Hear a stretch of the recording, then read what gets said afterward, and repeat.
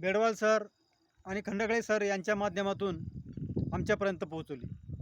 तर मला जसं मी आता 2020पासून शून्य मशागत शेती अवलंबतोय, माझ्या पाठीमागची जी शेती बघताय तुम्ही जवळपास 12-13 एकर ही पूर्ण शून्य मशागत पद्धतीने मी करतोय।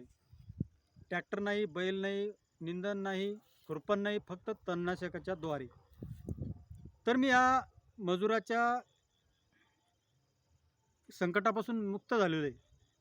तसंच प्रत्येक आपला शेतकरी या संकटातून बाहेर यावा, त्यासाठी आपल्या शेतकऱ्यांनी जवळपास शून्य मशागत शेतीचा अवलंब केला पाहिजे। मला सांगायला आनंद आहे की आमच्या संभाजीनगर जिल्ह्यात 9 तालुक्यामध्ये जवळपास 3000 ते 3200 एकरावर शून्य मशागत शेतीचं आमच्या मार्फत, आमच्या टीमच्या मार्फत काम चालू आहे। म्हणजे 3000 एकरवर जवळपास शून्य मशागत शेती चालू आहे। तर अजून मला तरी असं वाटतं की हळूहळू बाहेर राज्यातही शून्य मशागत शेतीचं काम खूप जोरात चालू आहे आणि बऱ्याच शेतकऱ्यांना याची आवड लागलेली आहे।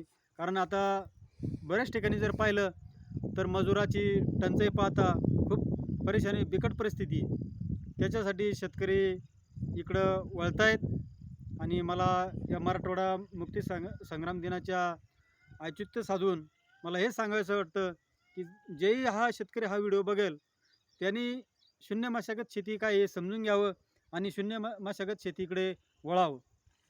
धन्यवाद।